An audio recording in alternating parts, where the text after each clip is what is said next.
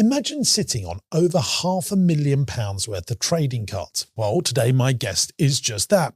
He's got a business doing over £1.8 million worth of revenue, setting up events and trading these cards like Pokemon and Star Wars. It's an unbelievable business and one that I actually haven't come across before. Strap yourselves in as I try and grow this business with JB. Now, this episode is sponsored by Revolut Business. And if you're wrapping up the year and you want to clear a handle on where your business stands, this is a tool worth knowing about.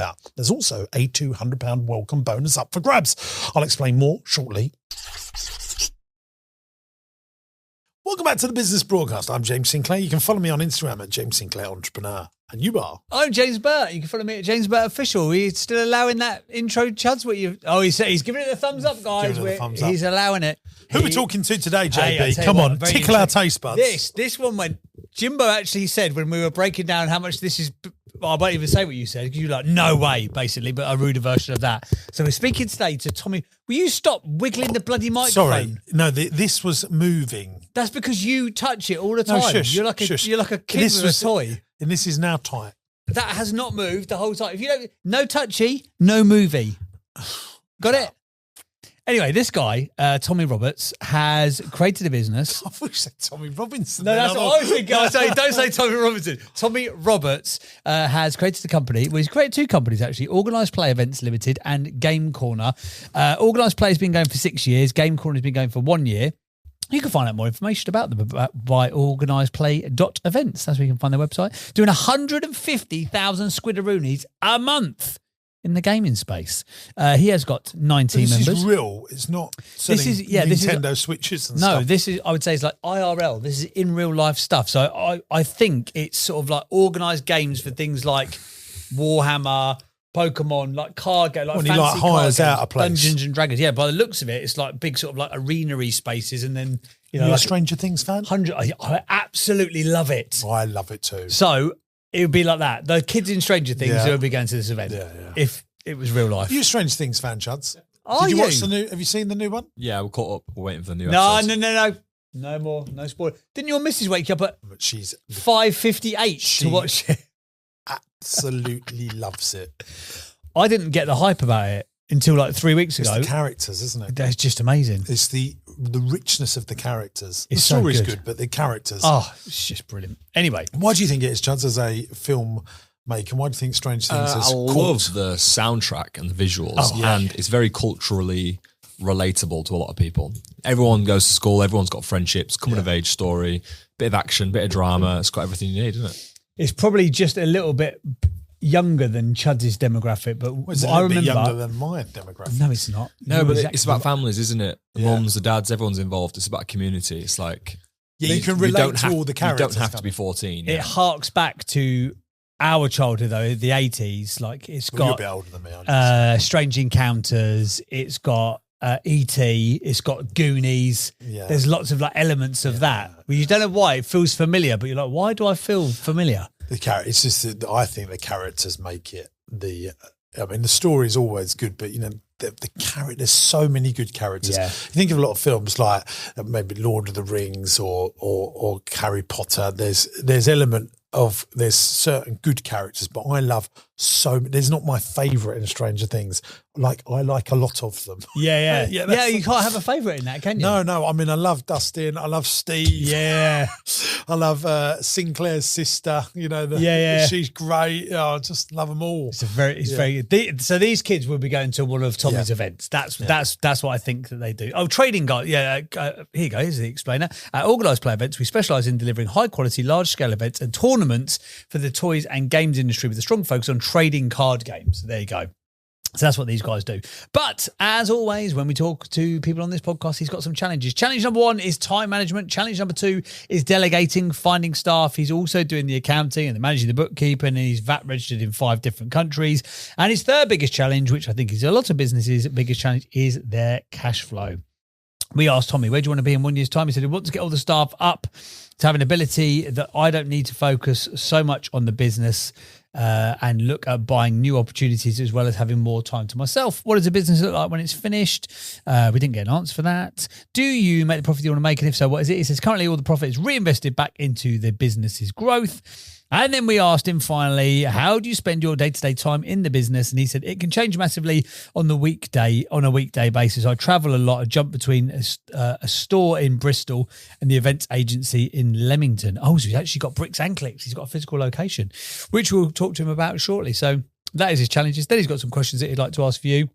But before we get into the main conversation, it's time for this old nonsense. Interesting quote or fact. Interesting quote or fact. Interesting quote or fact. It's time for the interesting quote or fact of the week. I have not got a fact or a quote. All right, okay. I have got a song? I've got a miniature story I'd like to tell you. Yeah, I'm just trying to bring up mine here. 1 second. No worries, we'll wait, love. You go Thank with you. yours. This was sent in by Brad Champion. I like this. He said, I listened to the That's podcast. not his surname. Brad Champion. What a great name. You've ruined the cable now Why? because you keep fiddling with it. Didn't your mother ever tell you if you keep fiddling with it, it'll fall off? Is that better? No, it's not. Hold fire, everybody. So Brad Champion, I Brad reckon Champion. he should change his first name to Charlie. Charlie Champion. Imagine that. Imagine if your name was Charlie Champion. You'd have to be a legend. Right, you ready for this? So it's not a fact, it's not a quote, it's a small story. It's a fable, if you like. A fable. In 1953, a small San Diego business called the Rocket Chemical Company took a contract from Con Air to prevent Atlas missiles skins from corrosion. Okay? Yeah. Humidity turned aluminium into rust overnight, and NASA needed a solvent that could push water aside and leave a lasting barrier. Yeah. The chemists mixed and they tested and they scraped 39 batches of the liquid, each single one of them a failure. On the 40th try, a thin amber fluid finally did the job. It displaced moisture on contact and sealed the metal against oxidization. They canned it in an aerosol form and they shipped it to the launch pads.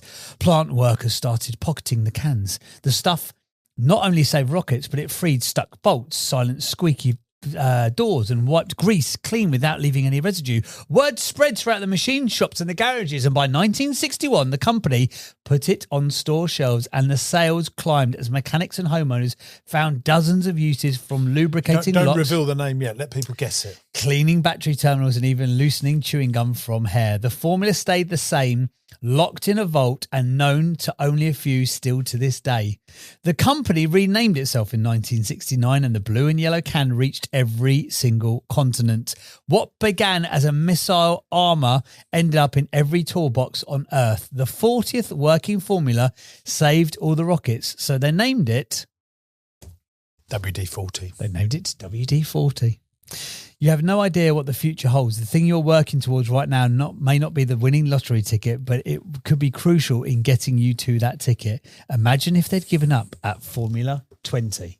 Yeah, there you go. Brad Champion, everybody. Brad Champion. I like that one. That's a very good little story. I had read that somewhere before. And Wow. He had to mug it off, didn't he? Thank you, Brad. Well, he's not even listening because you go through your own slides. Yeah. The ego on this guy. This guy sent us for a miniature book, and all you're doing, oh, look at my slides here. Didn't I say some good stuff? Yeah, there we go. There we go. James Sinclair, everybody. The real James Sinclair. I like this one from Warren Buffett. That was you? a very good little story, that. and I Nah, loved too it. late. No. Brad said, sod off. He's messaged me. He's DM'd This me. one, an idiot with a plan can beat a genius without a plan. And that's from Warren Buffett. Last time I checked. I do like it. It's got a few quid. Oh, this one. Look, this is another great one from the old Jim Roney here. Some people don't do well because they major in the minor things. I know I've said that before, but I just think that's 1, 2. So I've lost myself here. There we go with my dodgy wire. Touched it I again, didn't didn't touch you? it. You No, I touched did it not again. touch it. I heard you. But I do think that little quote there from Jim Rohn is better than sex. Well, there you go. That says a lot about your liking of quotes and your sex life. Right, shall we? Where would I be without Jim Rohn? Even more lonely. Now. Is that what you said to that? Now. It's the time. I just want to go, once. It's not that kind of podcast, right? I've got a dodgy mic. I'm going to sort that out. It's the lead. It's your rubbish leads. We've got new leads here in the campus. Do you know what would fix it? Some WD-40. Really? It would.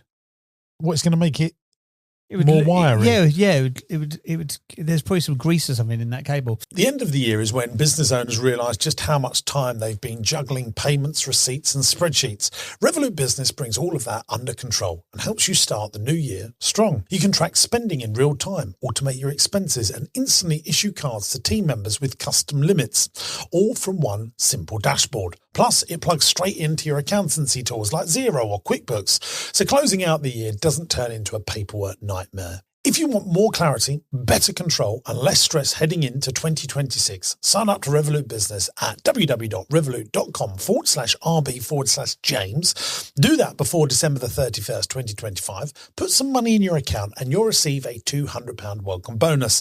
Subscription fees and terms and conditions apply. Big thanks to Revolut Business for sponsoring this episode. Let's get back to it. Right, should we get Tommy on the podcast? Let's get him on the podcast. Let's get him on. Tommy, welcome to the podcast. How are you, sir? I'm very well, thank you. How are you guys? We are wonderful, thank you, my friend. Right. Can I just go straight away? I don't Please do. understand his business, so if you can just tell us briefly, that'd be very helpful. Yes, give us a quick summary in 60 seconds or less about you and the business. Play Events, we are an events agency that specialise in the tabletop gaming industry for running trading card game tournaments for game publishers. So game publishers that make trading card games have a thing called an organised play program, which is essentially a competitive structure for their game to market it. So a little bit like in traditional sports, how they have like a competitive structure to keep people engaged with the game. They have that in trading cards too, which starts off at a local level. So there's like stores all across the world that run small tournaments. And then it goes up to like a national and regional level. And then that's where we come in. So they'll outsource those events to companies like us across the world. A lot of these publishers are based outside of Europe, so in Japan and America. And yeah, that's where we come when we provide a service to them to run those tournaments and those events. So I don't understand still. Sorry. So in London, is there a big everyone meet up to play Pokemon type thing? Yes, there is a few of them. Yeah, they're not just all over the world. Yeah, and so these tournaments are like anywhere from like 1,000 to like 3,000 players attending. Wow. Yeah, competing. Like Pokemon is a very big one, but there's a load of games. There's a game called Magic the Gathering. Just for listeners and really for myself, I need to ask the questions to understand now. So what do I pay to get in if there's 1,000 people all playing Pokemon in a big place in London? So the ticket price can be anywhere from like £30 up to like 300 to pay to get into these events. It varies, like different ticket packages depending on for what you get, because there's a lot of promotional material that's given out for the games. So they're giving out like promo cards and stuff to incentivize people to come to games that you can only get from those events. And is it kids or adults? So most of the games is adults, like age range like 16 up to like 35. Like Pokemon is a little bit it's what the only game that actually has age divisions. We don't actually do it for Pokemon, but it's probably the most well-known one. But they have age divisions.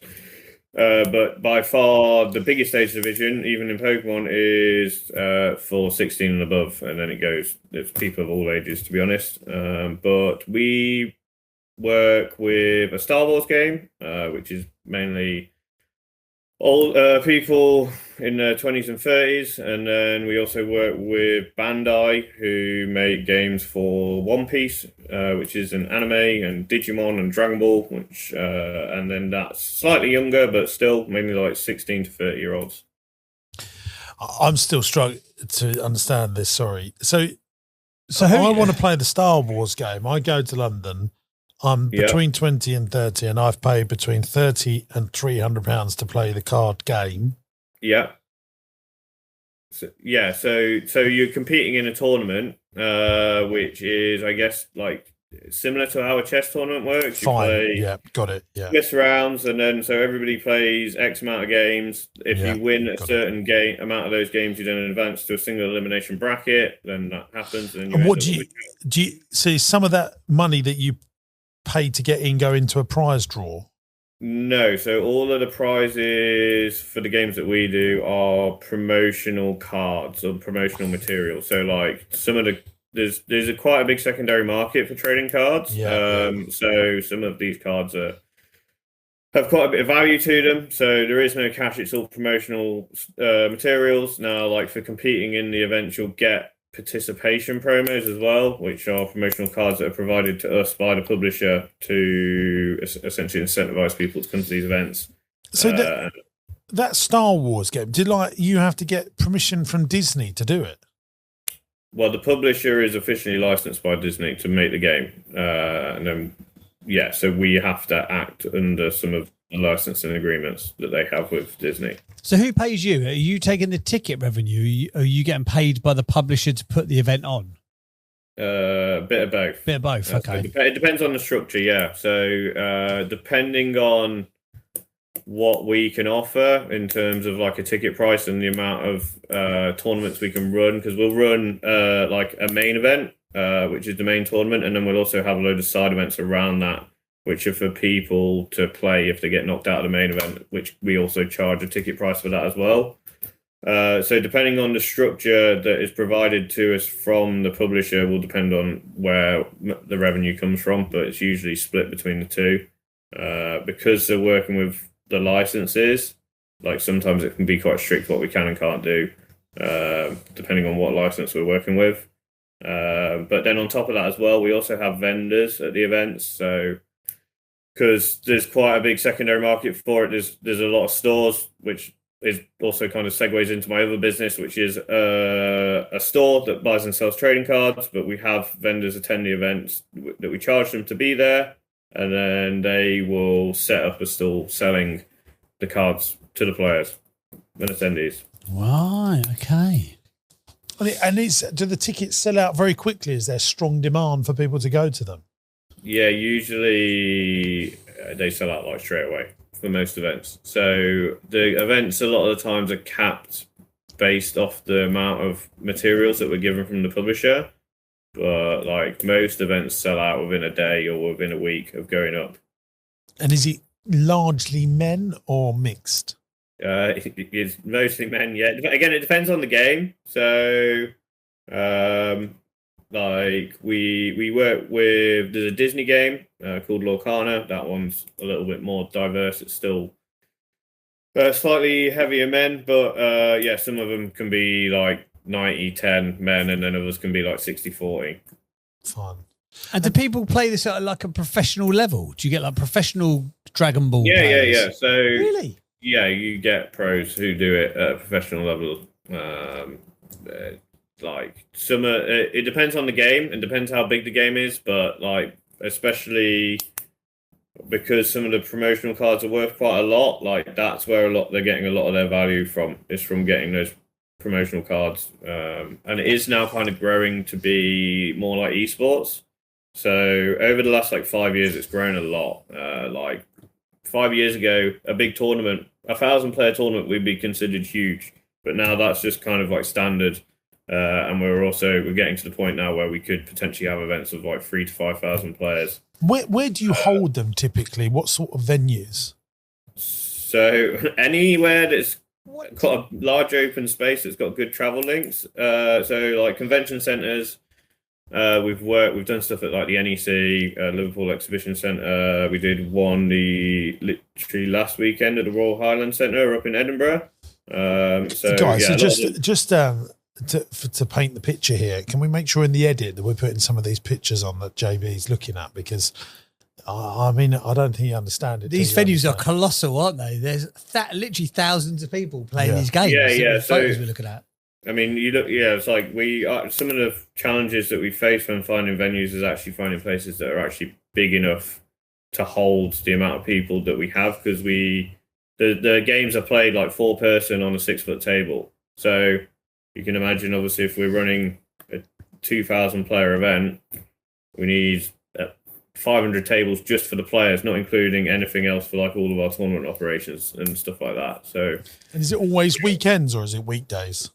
Always weekends. Sometimes it'll start on a Friday, but yeah, it's always weekends. How are you like judging with these many people? Do people like self-judge to start with until it gets to the more competitive rounds? Is that how it works? No, so we hire, we recruit in judges. Like so, the publishers will have a judge program, which is like to become a qualified judge or qualified referee for the game. And then that also acts as like a recruitment process for us to find judges that have a good understanding of the rules, and then they'll divide it into different roles throughout the event. So we'll have like floor judges who are just on the floor walking around answering questions if there's a dispute or a question within a game, and then it goes up to like a head judge they can escalate it to them, and yeah. So I just quickly, because I think the audience will be wanting to know this. What's the value of a high value promo card?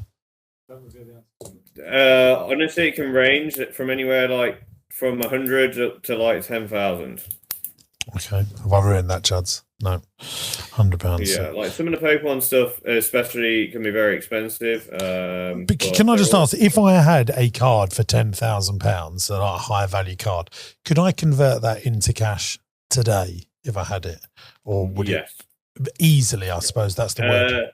Yeah, I mean, if you want to take a percentage on it, then yes, like people will buy these cards quite aggressively, especially right now because the market's pretty hot. It's a pretty global market as well. So like it's big in the UK, but in the US it's absolutely huge. So in the US is people buying and selling constantly. So I've bought loads of Pokemon packs for my son over the years. Yeah. Like, how often do you get one of these rare £10,000 cards, and how would you know if you've got it? I mean, it depends on the game as well. Like the hit rates vary massively depending on what set it is, because they'll bring out a new set like every 3 months for each game. So like usually, I mean, a game that's kind of easy to tell it for is a game called One Piece, which is the anime game. Like you get a good hit about 1 in every 36 boxes, roughly. These are very kind of rough numbers. Boxes, not packs. A box is 24 packs in that game. So you can, but then that's like getting a big hit. The card, it could be like 500 to £1,000. Right. So these players who sort of play professionally on this circuit, then do they also have to manage this sort of the secondary market element of it? So they win a 10K card, so they will like manage the selling of it on the back end of it as well. I mean that's something that they manage themselves, and like we don't get involved as an organizer. But yeah, like if they want to do that, like there's also auction houses set up for that as well. It's a whole ecosystem, isn't it? Quite a growing industry, like especially the auction house side. There's auction houses in the US that are now moving away from doing like sports cards or traditional collectibles and moving into specifically trading cards. Wow. Okay, fine. And then what about you? How do you make money? Yes. So we make money from running the events and providing the service to the publishers, again, like from charging them and from the ticket sales, and also charging the vendors. Now, we also have another business, Game Corner, which buys and sells cards as well. So we'll also vend at the events that we're running, and then buy a lot of cards through that business as well to then sell in the store or sell to private clients. So when you run the events, you're collecting the ticket sales, but it's up to you then to go and buy, rent out the venue, pay for the conference centre, etc. Yeah. Yeah. So if you get 1,000 people, what's the highest revenue you can collect at doing an event? Probably around between 60 to 100k for a real big one. And then out of that, you pay the VAT. Yeah, so you got 20% VAT just straight on the tickets, and then which is a bit of a killer, to be honest. And then we're paying the VAT, we're paying for the venue, we're paying for a lot of the staff who are helping us with the event, and also the hotels. You have to hire in like 500 tables as well. Oh yeah, and the furniture hire as well. Sorry. So getting a furniture hire in, getting them set up, like the furniture hire past the venue is usually the second biggest cost. Yeah. So Who knew? Saw a little gleam in your eye, then you're like, oh, furniture for event. I should do that. Me AV company. That's what you're thinking. Yeah, I aren't you? mean, that's also something that I've actually thought about, to be honest, Yeah, I'm not because the surprised. area to expand into is just doing our own furniture hire. Because we need So how many events do you do? So it's something that I've been looking into, but it's actually kind of part of the reason for being on this call is that's like looking to expand the events business into being more of a general event service business, but that also provides stuff like furniture hire. So how many events do you do a year? So this year, it's grown quite a lot in the last 3 years. So we were about 3 years ago, we were doing about 4 events a year. Now we're doing more than an event a month, and we're not in last year we expanded into doing them not just in the UK but doing them in Europe as well. Okay, right. Let's get cracking, JB. We've got enough. Sorry, I was genuinely. No, it's fascinating, isn't it? I think everyone that was listening and watching will be going, "Yeah, I'm glad that I think if you've got some clarity." Yeah, I figured that might be the case, and to be honest, that's part of the reason. Is like it's quite a niche business and a new emerging industry. So I was just interested to get your guys' thoughts just on the business in general. Interesting. I think if you're in this space, you'll get it. But if you're looking from the outside in, you'd be like, what? There's 1,000 people playing these card games. This is mad. Okay, cool. Right. Let's go to the challenges. Challenge number 1, you cited as being time management. Give us a bit more context of that, mate. Yeah, so the events are very tight. Like they take a lot of time to organise the events, and as we're expanding and doing more events, it's taking up a lot of my time. Which also not just doing the events, but also the accounting side of it, and then is also getting more and more time consuming, which is stunting growing the business because I'm having to manage more and more of this while also trying to build up a team to delegate some of these tasks to. But also at the same time, it's hard to do that while we're also running the events at the same time. So I was interested to know from James, like when you first started expanding a lot of your businesses, like how did you build out your initial management team? Yeah, look, how many people in your team in total? So we've got 4 people on our team for the event stuff. What, that are full-time work just for you, yeah? Yeah, full-time working just for me. So I'm going to ask you some questions. Usually a business to soar to success follows the formula for success that I've always spoke about, which is E plus M equals S. Yeah. So you have the entrepreneur and the manager, and any of my businesses that do very well have this system set up. So you want to be working above my dotted line and be classed as a shareholder of the business. You're doing the big deals. You're doing the impossible, not the possible. You're thinking about the future direction of the business. You're focusing on innovation, the big marketing, the marketing tactics, making sure the culture in the business is done well, and you're recruiting the very best people to run the business for you. And then there's 3 areas of the business that you need to absolutely excel in. There's the sales and marketing, there's the operations, and then there's the finance or the administration part of the business. So you're the strong entrepreneur, or are you more a manager that likes looking after operations and day-to-day stuff and making sure the P&L's delivered and accountability?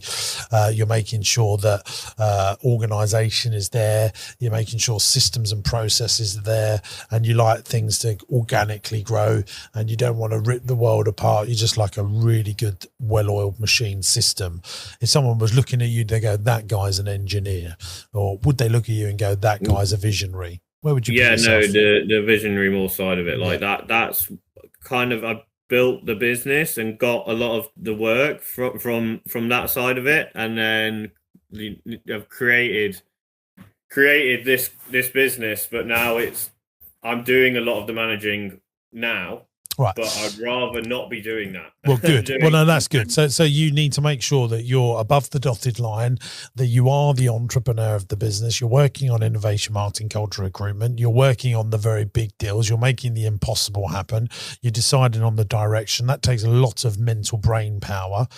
You're dealing with all the absolute one-off stuff, and that's really crucial. Like buying a business is a one-off thing that the business will benefit from forever. You're doing the £1,000 an hour tasks. You're never doing 50, 20, £30 an hour tasks. And so what you need to do is find out who is going to be your left-hand lady or your right-hand man, who is going to be the person that implements, who's going to be the person responsible for the profit and loss, managing the people day to day, minute to minute, hour to hour. Who is that person? And then another thing I'm going to ask you is, where would you rate yourself between 1 on 10 and 10 being great on sales and marketing? I would say around an 8 or 7 or 8, around that. Okay. Like sales is better than marketing. So yeah, pushing sales definitely stronger suit than marketing. Okay, and where would you say you're on operations? We do like a 7 again. I would say we do a lot of operations involved. Like I did a lot of the initial operations involved with running the events, so it is quite a strong side for me for that. And what about finance and administration and that sort of stuff? Probably lower on that. I would say about 6. That's the more side. I'm better at finding the ways to generate the money than managing it all when it's coming in. So quickly, I've just done a little entrepreneur's pyramid on my notebook here, which is my philosophy. So for you to be the entrepreneur, you need the ultimate MD to run your business for you. If you can't, there's things that will hold you back here is, are you prepared to psychologically let go and let someone be in charge of everything day to day? Sounds like you probably are. Second thing is, have you got the cash flow to be able to do it? And if you haven't, work out a way of getting it. And thirdly, there's a power shift dynamic that someone will probably be accountable to you and you're accountable to them. That's when this relationship changes. Yeah. So you need a manager. Then I would, if your finance is not, if you're running a £1.8 million business, it's time to have a full-time bookkeeper in this sort of size business. You need a full-time manager. You need someone to be your full-time salesperson and then your manager of marketing. I mean, this is prime for content marketing. Like the podcast needs to happen, doesn't it? The YouTube channel needs to happen. I mean, that will be just sponsorships, more and make anything like this that's like a hobbyist style business. Content marketing is on steroids for that section. So if this was my business, I'd be thinking, right, who's my full-time content creator? Because I think you will see the return on investment on that. If you're doing it well, you will get payback very, very quickly. But the thing that I'd be getting off this call is I'm thinking, I don't have a right-hand person, a left-hand person. I am being the visionary and the manager of this business. I am the entrepreneur and the manager. If you want to leapfrog into 4 or 5 million, if you want to put your brain into making a content marketing strategy, which you'd be stupid not to do in this style of business, that takes time. And so you want to make sure that the events business runs as sweet as a nut. Who's going to do that for you? Yeah. Yeah, it's interesting. I do have the person in mind who would do that for me. So why are they not in place? What's your... Because it's cash flow and affording to be able to get them to quit their current job and come over and work to do this full time. So I'm going to ask you a couple of questions. So when we're recruiting someone that's not working for you, we ask, have they done it before? Can they do it? And do they have the will to do it? Has done, can do, will do. So have they done what you want to do in your little world? You know them, you headhunted them. Have they done something like this before? Can they do it? And do they have the will, the desire to keep on doing it? Because someone that, like if you're going to start a supermarket chain, you could go and get the CEO of Tesco's, has done it before, can do it, but he's now 85, probably hasn't got the will to do it anymore. So if you can answer those 3 questions, has done, can do, will do you believe that is the case with this person?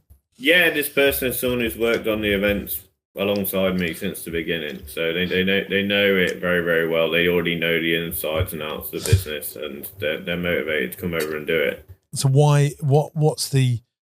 is it because you're worried about the salary?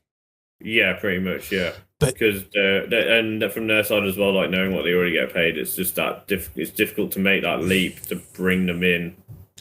How much time would it give you if you employed them? A considerable amount, I think. Yeah, cheap just mate. And you haven't got to find their salary in 1 month, have you? No. Yeah. And do you know what? Can I tell you something? positive pressure is quite a good little thing for entrepreneurs. If you know you have to meet that salary, and if you know if you employ that person, it's going to make your business bigger, better, and in 3 years' time, in 10 years' time, it's going to be so much stronger for that hire. If it allows you to implement E plus M equals S, surely it's a no-brainer.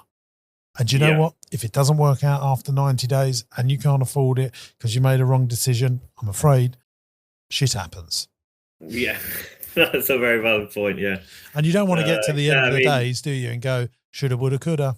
Yeah, that's very true. I mean, it's kind of what I'm looking at right now, because we're in the process of planning a lot for 26 and the events coming up there. So, like, looking at projections. Let me just ask you this person, because if you know the right person, and I talk about this certainly with Janky, I had a conversation, JB, yesterday, about a new hire. We've made a parks director to look after all of our visitor attractions, outdoor attractions. And it's a significant salary. If you put that person in place and they do a good job, they should be free, cost to the business, because they'll make so much, you know, if they've got has done, can do, will do. And if they get what you want, and they also want the business to survive, and this is the big, thrive, sorry, not survive, thrive. And this is the big one that I want you to ask. Do they have the capacity to do what you want them to do? It is a no-brainer. And if they're that good, they will make money for you very, very quickly. And in this situation where you know the person, you've worked with the person before, they understand the industry. Yeah, I think. Yeah. And if I agree. If it gives you, sorry, let me just quickly, I want you to, because you're going to read this back, watch this back, listen to this back. If it gives you 20 hours a week, do you think it will give you in the realms of that sort of extra time back? I think so. Yeah. It should. Right. It should do. If then you could do 20 hours a week making content. You can make a podcast in this space, which would be, I think, very quickly get listens. You can make YouTube videos, which will very quickly get watches, because everyone, I mean, you just say, this is the card, this is what we think it's worth. Just, you know, these are the new things that come. I mean, it's just unbelievable how because in niche audiences, it's very, very quick, isn't it, JB, to build up following. Yeah. And if you look at, there's models you can follow. Look at what Gary Vee's done with like the V Friends model. And I get that it's not necessarily a game in the same way that you play it, but how they have created the V-Friends channel and they go live all the time and they do the unboxing and all that kind of stuff. It's similar. Yeah, I mean, it's interesting that you brought that up, because it's something that we for the event we did in Edinburgh last weekend. I actually paid for a content creator to come down and do content around the event, and a lot of these events, it was more short form stuff, which there isn't much of it, but it really. The people who don't come to these events don't see them. So, you know, we're allowing that, which is building up the events. But then outside of that, we've have some ideas for, like you say, a podcast, which would keep our audiences very engaged and also be quite valuable too. Yeah, and make your audience famous, like invite your best customers on, you know, get them to have their views. I mean, when you can make your audience famous, you think about, you know, when you go to football matches and they bring out all the kids onto the match before they start in the Premier League, that's making fans famous for the future. And then they never forget that day. And then when they're 40, they want their kids to do it, all right? So work out how to make your customers famous, get them on as special guests. Unbelievable. I mean, we do that with this podcast. Yeah, we're making you famous for the day. You'll never forget the day I went on the business broadcast. You tell, I went on this podcast today. We made you a little bit famous. You want to be doing stuff like that. I mean, this is what I would be doing, is employing someone as soon as you physically can to be your videographer. Then you get someone like JB to, you know, you pay them a specialist specialist content marketing advisor to critique what you do and to hold you accountable, to make sure you're pumping the stuff out and say, have you thought about doing this? Have you put it on this? So that you can speed up the process. And I know it's another salary, but if you employ someone full time, you'll make sure you put more content out there. You know, if you're doing it, if you're paying a contract, you're not doing it enough on content marketing. You got to think you're like the BBC. You can't just be a show a month. You know, you need to have shows constantly. You need to be doing short form, long form, This stuff is newsletters. crying out for it. Look at the venues. You're doing it in stadiums and big venues, and everyone's enjoying themselves. This is, you could fly a drone through there. It's that big. You could make so much good content. But the podcast, like, what the new Star Wars games come out, what do you think it's going to be like? You could do the anticipation stuff. Yeah.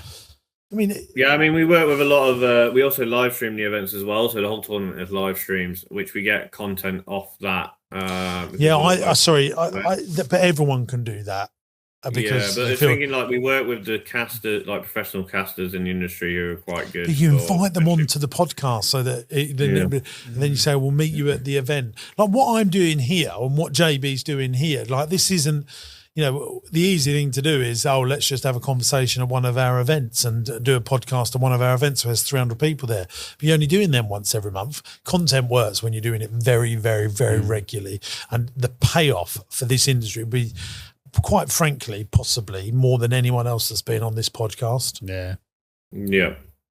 No, I think it's a very good point. And I get once you get the management into place, so you can free up a little bit more time. That's definitely one of the major areas that I would like to look at. This content marketing thing as well, JB. You just cannot underestimate how flipping powerful it is. No. And it falls under the category of if it's easy to do, it's easy not to do. Yeah. We had someone come to Buying Businesses last week when we was running that event. And this is where I got the idea for this thing, which I've been sort of making my own content away from Chuds and then giving Chuds to edit it into our day in the lives. This guy, Chuds, did you check out his YouTube channel? Yeah.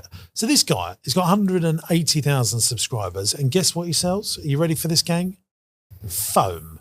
Foam for tools, like that you cut out and you put in your toolbox. No, really? Yeah, and he's just doing little videos for the tool industry, which is very similar to this. It's men see tools as like a hobbyist. I've got my DeWalt, I've got my Makita or whatever it is. And he came along to my event and he's got 180,000. He just...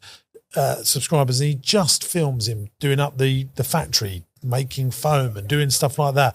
His view on tools and Jonah, is that right? Jonah and he's in the tool space, isn't it, Chuds? And the tool space on YouTube is massive. Because men do see it as a hobby, don't they? Like collecting. I mean, it's not for me, but I know Roy that works with us. I mean, he's obsessed with tools. He sits there and watches things being built and this digger and that digger and this hammer and that drill and that screwdriver. Chud's in the photography space. There's a community there. But my God, Pokemon cards and all of this space, I think that trumps hobbyist stuff. Yeah. Yeah. Yeah, definitely. I mean, even just from being on here, like people want to find out more about this industry that they maybe don't know so much about, or maybe don't realize they'd have such a big interest in it. So, yeah, I agree. And there's a lot of content being made around trading cards already, but not necessarily around the competitive aspect of it, more around the collectible aspect of it. I think this what you do need to, because I think you'll just go in and start documenting your events, and that's boring, and that's not what people really want. The day in the life stuff. Yeah, look, I appreciate we do very well with our day in the life videos now. They didn't do well in the beginning. You have to know how to do it. I would be doing the more immediate things that people really want the answers to, and then go into the documenting side of stuff. So I would be doing, would you believe how much this card is worth? Or this is our views on what this card is going to be worth. Yeah. This one's going to bottom out in a year, in our opinion. I would be doing, more podcasty. Regularly. So you can do it 2 or 3 times a week. Or even 15 minutes a day, 20 minutes a day. Yeah.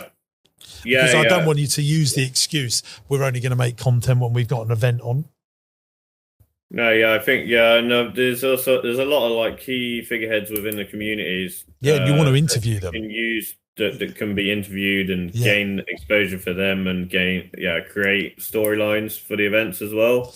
And don't forget, if you don't feel like you're the personality or the one that wants to be on camera and do it and drive it all the time, you be the producer and the director and this is what it's going to be. And you have a team of 4 on the show and you're the the big if you want to be on camera, that's fine. But what I always tell people in this space is you have to really, really want to make content and like the process, or you'll just find it a bore. I mean, I don't know the answer because I haven't spoken to you about that, but I just, there's lots of companies that have done very well by bringing in talent.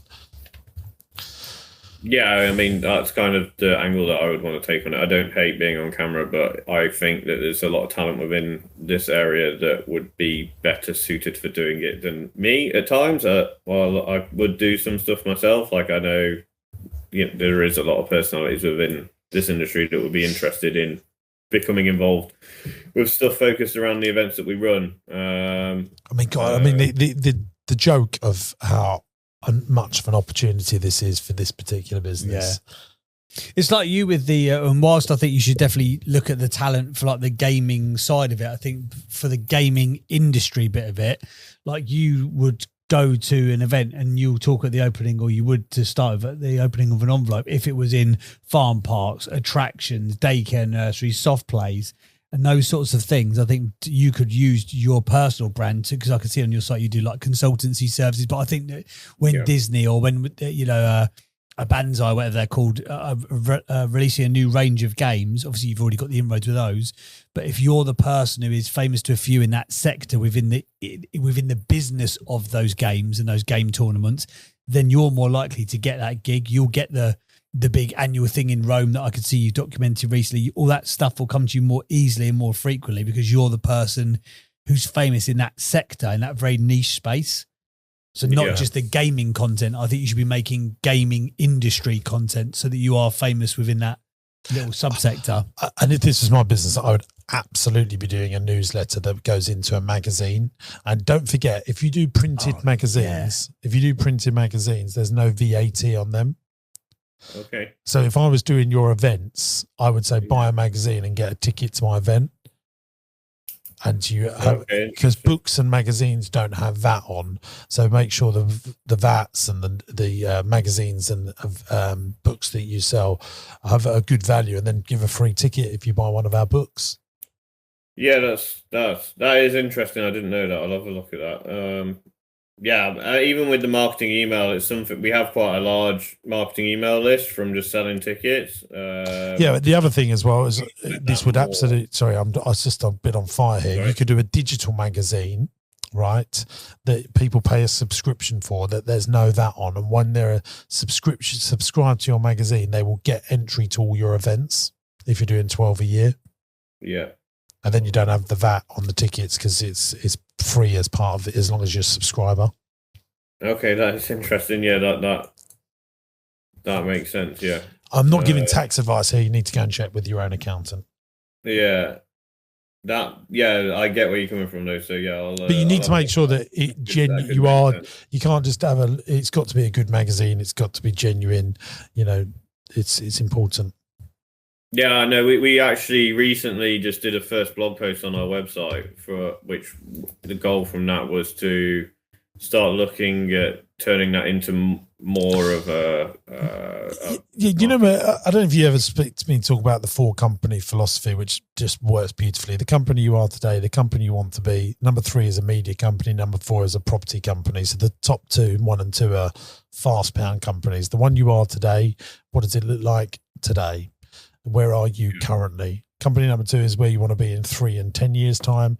Company number 3 is a media company pushing in warm, qualified leads into those 2 operating companies. And company number 4 is a property company that you put 50% of your profits from your trading companies into that property company. If you follow that philosophy, you'll just build such a beautiful thing that will be there forever and ever and ever. So let's just sort of summarize this. Yeah. If I had your business, I'd be putting a manager so that you can focus on building your media company. You then build a media company. I would be over time thinking, so write it down. In 3 years' time, I will have a long form videographer, a short form content manager, and a copywriter that will put a magazine together for me every single month. So we'll have a magazine around the business, long form, short form, a podcast, and you would literally have a media ecosystem, and then all of your cards will sell more. You'll get articles. I'm sure you'll be able to get people to put adverts in all of your magazines, so they're free to produce. I would probably, because people in this industry would love to get a physical magazine in the post, and that will make you really, really the absolute dog's dangly bits of this space. Okay, let's go to questions. The questions, I think you've already covered a lot of them, to be fair. Well, you actually have. Question number one was, I'm interested to know your opinion on the business and the overall structure. You've definitely talked about that. What would you do if you were in my shoes? You've definitely talked about that. This was the only one you haven't answered yet or talked about is question number 3, which was, any advice on renting a good location in Bristol city centre that's not destroyed by business rates and rent? I doubt there is. Yeah, I mean that was more just we're looking to move into a new unit for the store. My only advice to people, on just commercial property. Yeah, my only advice is, you think it doesn't matter, but do write to your MPs and local councillors. Yeah, if you've got the time, the inclination, because every letter that you write to them, they are one of the 650 people that do get to speak to the front bench. And if we all do it enough, I mean, what's happened with business rates and operating costs are just killing our high streets. See, like, you are the typical person that you would consider, if it was affordable, taking a shop in a high street. Your business would do well in a high street. It would be good for the community. It would create jobs for the community. It would build the local economy, because people would go to you, then they'll buy a milkshake or a coffee with the coffee shop that's nearby you. That's a good thing. And so you do need to tell local MPs and councillors. And yeah, what we're just going to see is more boarded up high streets. If it was more affordable, there'd be thriving bustles of our community, and that frustrates me. So write to your MP and ask him or her. Yeah, that's good advice. Well, we'll give that a go, but yeah. People think it doesn't go anywhere, but if they get 100 people doing that every single day, they can't ignore it, can they? Yeah, they've got to pay attention to it. All right, brilliant. Well, what a fantastic conversation. Tommy, before we go, if people want to find out more about you in this amazing business, where can they go to find out more information, mate? Yeah, so if they want to check out the events, they can go to www.organisedplay.events. We've got some Star Wars events coming up in the new year. If anyone is interested in finding out a bit more about them, they can find it on there. Can I just ask you a quick personal question? So you do 1.8 million turnover this year. What will you net out of that for yourself? So that's split between both the store and the event business. Like, the event business this year won't make any profit. We just we're reinvesting that straight back in to build out bigger, be able to do larger events and then scale out more in Europe. Now, the card side of the business is a lot of the profit is just in the assets, because we're constantly buying all the time. So it's quite difficult to say, to be honest. What do you say? Do you do a stock count every month? Do you have a stock count every month? We do roughly, yeah. So we're sitting on quite a lot of money in cards that we go through every month. And over £100,000 worth? Yes. Over $500,000? Yes. Wow. Yeah. So a lot of it is just because we with that side of the business, like, we have people coming and selling to us every single day, and especially as it's growing. So all of our profit just gets put back into the assets, and then, like you were asking earlier, like, if we need to, we can liquidate that into cash to make moves if we want to within the business. Got it. Okay, brilliant business, brilliant. So organisedplay.events for more information. Tommy, thank you for being on the podcast. We appreciate your time. Good luck with all of your exciting adventures, my man. Cheers, boys. Thank you very much. Nice one. Cheers, mate. Take care. Bye, Tommy. Bye. That was the first JB for us. Wow, he is making money. Yeah, that's why I asked him about his stock thing. I mean, he was a bit coy, wasn't he, in giving us the answer. But if he's got over $500,000 of stock, that's all cash in the bank. It's just, it's in stock rather than cash. And that's why I asked him at the beginning of the pod, can you actually turn that into cash? You know, like, if you've got Disney shares, you want to turn it back into cash, you can do that today, can't you? And I have seen the YouTube videos where people are selling these cards for ridiculous amounts. The most expensive, Logan Paul, the YouTube guy, owns the most expensive Pokemon card, $5.3 million. Yeah. for a card. Oh, that's it. That's the bloke's desk that I was thinking about earlier. So just to give context, with me and Chud's outdoor play co based in Devon, they made me a Rossi ice cream van out of play stuff. Oh, and nice. I saw them, I showed, they went, as you can see, the podcast is not looking good. We're in our new campus and we're going to build a studio just on the other side of this room. And he's going to make us a full-time studio desk. Oh, very cool. Oh, so you were thinking about the impulsive set. Is that what you were looking at? Yeah, that's a bit of us, isn't it? Yeah. So then we can have 2 guests easily. Oh, yeah, we like all that, don't we? Right, I think it's time for this. It's time for the 8 Traits of the Greats. This should be an interesting one. Oh, let me get the board. It's over here.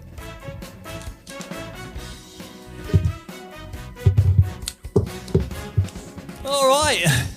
Award-winning entrepreneur, James Sinclair. Give us your thoughts on this entrepreneur we've just had a little chitty chat to. Starts him in the end in mind? Oh, we didn't ask that. We can't give him that. No, I don't think he can have that. Passionate about his cause, obviously. Do you reckon he started this in hobby? 100%. Yeah. Untold amounts of resilience. I think you got to have big balls to go. Half a million quid worth of cards. I'm scared. I think he's got a lot more than £500,000. I just don't think he wants to say. But even like putting on those big events, 2,000-3,000 people, you got to have resilience to do that, haven't you? I mean, that's what I mean. Yeah, we'll just go and rent the NEC. Yeah. And hopefully a lot of people come play Pokemon. Yeah. Or Star Wars. You might have oversimplified it. The master relationships people. I think you got to in that space, haven't you? Commercial awareness. I think he does have it. He just didn't want to share it. No. Did you get that? Yeah. They innovate. Put some stuff in the pre-chat chat and I was like, he don't want to talk numbers at all. Innovate so don't evaporate. No, I don't think so. He's doing what's been done. It seems very unusual to us because we're not in that space. Marketeer. It's good, but he's not doing the content. No, we can't have that. Half? Yeah, we can have half. So easy to convince you. Stay teachable and curious. Yeah, I mean, that's not a bad score. It's Come on. 4.5. 4.5. That's not a laugh when you got 4.5. We're not doing this song. We ain't got time for this song. It's a few. Let me do it. Wait, we got. Are you going to do it? People Here we go. it. It's a 4. A few tweets and they can have much more. Are you going to use the half though? It's in between a 5. They're going to fry. We're not doing it. We're not doing it. Tell you what we are doing though. What are we doing? Time for the business quiz. Let's do it. Let's get quizzical. It's Jim versus JP on the quiz. Oh, Chuds has got it. Business knowledge and it's fun. Which one's clever and which one's dumb? Izzy Wizzy, let's You should start a card game for entrepreneurs. You could be like, oh no, he's played what's he got in his bad deck? The VAT man's here. No. What's he gonna do? I've got a double deferred payment card. Yay! Maybe not. Chuds. Thinking of quiz questions for card game related stuff was difficult, especially as James had no idea about anything to do with card games. So I've just pulled off some facts that might be interesting, but you can still play along. Okay. Yeah, so more leisure related kind of. How many games and toy stores are there in the UK? Closest answer wins. Games, what? Toys and games stores. Like Smiths and Toys R Us, or just like Warhammer type ones? All of it. I'll go 350,000. I'm going 5,000. I'm going 5,000. JB, I'm going to give you another go. I'm going to go 3,500. Did I say 350,000? Yeah, you I went did, 3.5. 3,500. Why'd you How do did that? you get this far, JB? Sometimes. It's a miracle. I purely get by my good looks. Do you know, I think the population of... Don't look at my receded hair. I said good looks. The population of Newcastle. Can I just say, I don't think the population of Newcastle, a major city, is 350,000 people. We love a game, man. You're joking. What is the answer is 1,500, just under. Oh, so. And then... I won that one then, didn't I? You nearly ruined this one earlier, Jim, but I'm pleased he didn't answer. Also, specialty hobby stores are expected to remain dominant due to their role in building communities and hosting events. Yeah. So still very popular. And what is the most expensive trading card game ever sold? Is that the one he just said? No. That's So that did give you a card. clue there, didn't it? Because that was a few million. 7 million? No. More? Yep. What, a deck of cards? No, a card. One singular card. Oh, More than 7 million? I thought it was a Pokemon card for 5 and a bit. Is it a Pokemon card? Nope. Oh. Can you give us the name, the genre of card? You just won't. Wait, it's a baseball card. It's a playing card. All right. Or like a collector's card. It would be like who was that guy? Who done the baseball? Yeah.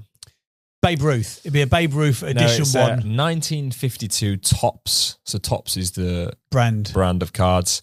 Mickey Mantle, 311. Don't know what that means, but it was sold for 12.6 million. Wow.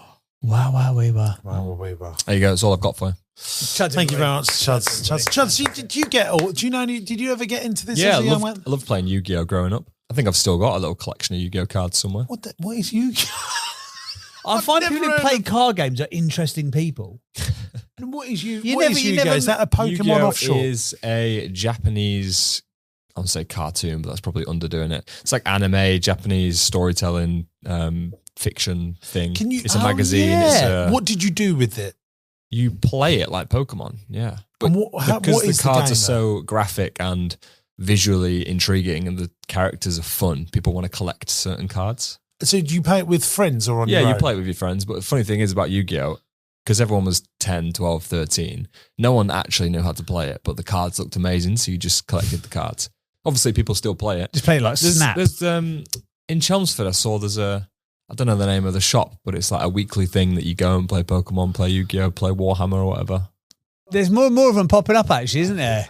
Can I just say, do you think someone at Pokemon went, we're going to send someone out into the marketplace to pay $1 million for this card, get loads of press from it, then that will keep them being worth something? No. You just think it just happened naturally? Yeah. It's because of the genuine interest. Again, it goes back to what it's we the way were saying. they're printed, isn't it? Like, I think the most expensive Yu-Gi-Oh card in the world was a prize card for a tournament in like 1999. So it was the first ever tournament, and it was a one of a kind. This is the trophy card, and now that's never been printed, is it? So immediately, that's the only stuff that card. Tommy's getting. Yeah, it's like supply and demand exaggerated through culture by like mega fans. I listen to podcasts. You know, Nike bring out limited edition trainers. Yeah. And they just sell them for 120 quid. Yeah. When they know that if they wanted to, they could sell them for $100,000. Yeah. But they let the secondary market do that. Yeah. That's the same as Pokemon. Yeah. Pokemon a pack of cards is, I don't know, 20, 30, 50, 60 quid. And it always is that. It's just you don't know if in that pack there's going to be a special edition. But what's interesting about Nike is they're actually going to create that shoe. If you can get hold of it, you can sell it for many tens of thousands of dollars because it is that one pair, but they limit the supply and they want the secondary market to do that so it doesn't damage their initial brand value. It's clever, all this stuff, isn't it? I saw another thing. Did you see, Chance, you might have to check it out, the new Louis Vuitton store in New York, how much it cost them to do? We'll maybe put a picture up on the edit here. Is it the big suitcase? Yeah. I saw that in New York. How much was it to put that up? I mean, it was everywhere on socials. I think it was like 500 million, was it? Or 200 million? 250 million. Yeah. We'll put it up on the... We'll put it up to demolish it. It's anticipated to cost 13 million when they decide to get rid of it. But... Is it an actual shop then? Is it a building? Yeah, the face of the building is there. We must put it up on the edit so people can see it. But everyone's saying it's really cheap, 250 million, and it's had international eyeballs. Like I'm talking about it, it's now being spoke about for free on the podcast. How many other news, like the BBC covered it? Yeah, CNN covered it. Oh, I did see this. Yeah. I mean, to get the world's eyeballs for 250, I mean, everyone was talking about it in China. Asian tourists want to go there to see it. It's turned the place into a tourist attraction, which therefore what they were saying was it makes everyone go and visit all the other Louis Vuitton stores all around the world that don't look like that. So, so $250 million, probably a bargain.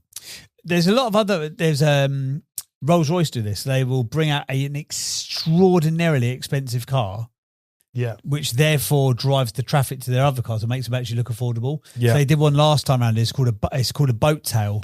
So they built 3 of them. They go for $120 million each. Beyonce owns one. I think there's like some billionaire tech guy that owns one. And I think Jensen Huang from Nvidia. He's like a massive car fan. So those 3 own them. He could afford it. He's got a few quid. He said he had to borrow the down payment from you, though. He told me that's what it said in the FT. So I'm just going to quickly play along a little game here while I've got you and Chuds talking about. Oh, additional game time. Yeah, additional game time. Have you seen Chuds and JB in the Sphere in Las Vegas, which is covered in LEDs? Have you seen that? I've seen it, yeah. I've not been there, but I've seen We'll it. put a picture up in the edit as well of this A thing. lot of edit work for Chuds to do on this one.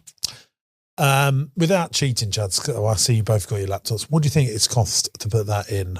What was the cost of that thing? I think that's been all over the internet. I think everyone will know what we're talking about. Was it not over $1 billion? Well, I guess. I'm going to go for $1 billion. You're going for I $1 billion? was too, yeah. Sorry, Chuds. You go. Go one higher. 1 billion. It's 2 billion quid. Damn it. I win.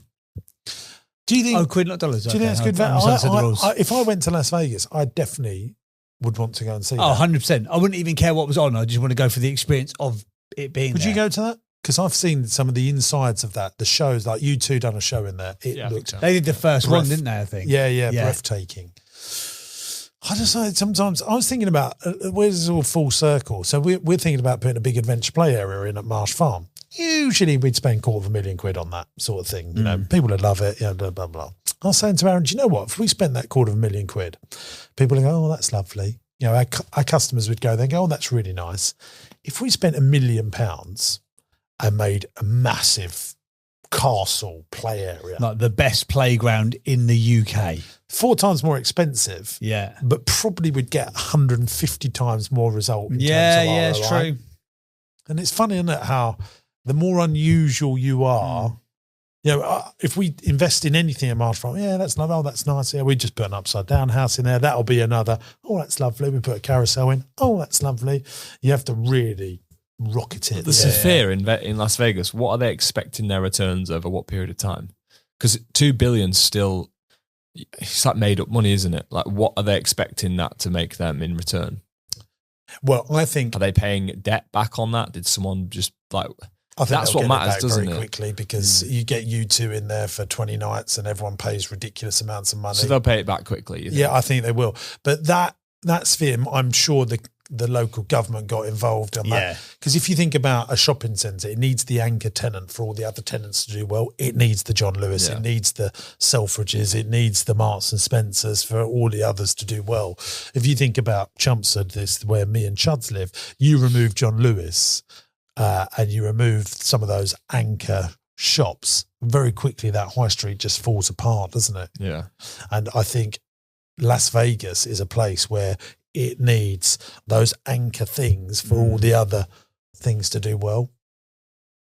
Wow, what a But pod. obviously, Las Vegas is a real unicorn, because I'm thinking, well, there's the Bellagio fountains. There's that hotel that looks like no other hotel in the world that's next to another hotel that is That's why, though, Caesar's isn't it? Palace. Yeah. It's But they had to make something to stand out in the first place, because why would you go and spend your holiday in a desert? I fell out of love with Las Vegas. Did you? Well, I've been there 7 or 8 times. Oh, really? I've been with Chuds, and it just got, the last time I went with Nats. It was a rip-off. And I don't mind saying it was, but I've seen that Sphere thing. I probably will end up going there again now. Yeah. Because I do want to go and see that one day.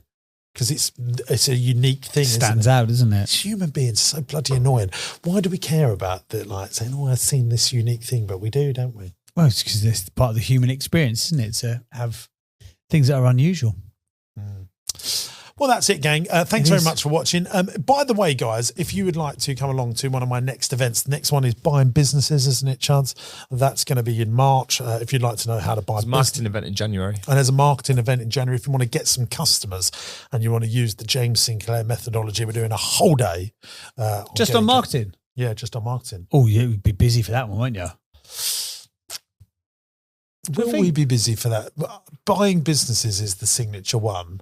This is the one. Is that become the signature one now, is it? Buying Well, Businesses? this is the one that most people want to know. Not the but signature one, but the busiest. it should be coming. People should be going to getting customers and learning marketing stuff. Hard sell them down that camera now. Go on, tell Come them to why. getting customers. If you want to get more customers in 2026 and you want to soar to success, come along to getting customers. If you want to come to all my events, just become an accelerator member. You can come to all of them, all 6 of them. What? I could just come for free if I'm a member? Well, it's not free. It's included in your membership. Yeah, but then effectively I can think of it like being free. Yeah. Sure. And then you join me on a monthly call. Join you on a monthly call? Yeah. We have a video call with all the other Accelerator members. It's a good community. We just started it. It's going to be flipping fantastic. And then when I've built the Accelerator software, when both of them all work together in unison, I like the word unison. I What's know. your favourite word? My favourite word. I like sludge. Sludge. I like the word sludge. It's just fun to say, isn't it? Well, what's one of your favourite words, Chads? What That's tickles such a your crazy taste? question to ask. Zeitgeist is one of your favourite words. Yeah, I like to say isn't that. Yeah, but he always uses you. it out of context. He's like, so what we're thinking in the zeitgeist? No, it's not what it means. What's your favourite proprietary language word that we always say? James, but official, it's got to be. Oh, I just get rinsed on that every single day now, without fail, every single day. People are now signing off emails to me going, can you officially respond back? Sod off. I love that I created that. Yeah, well done you. I like your acronyms. Do you know? Because they are right as well. As much as I go, E plus M equals S, I'm like, actually does, doesn't it? E plus M does actually equal S. Yeah, absolutely it does. Hey, did I tell you? Here we go. It's a strong way to end the pod. Let's go. Come on. Did you know I used to be a fortune teller? No, did you? Oh, yeah. I wasn't very good because I could only predict really cold winters. Really? Yeah. And so I went to the crystal ball shop and I found out they sold me a snow globe. Thanks for listening to this business podcast, everybody, which is rated as one of the top 5 entrepreneurship podcasts in the country. Think about that. Goodbye. See ya. Bye-bye.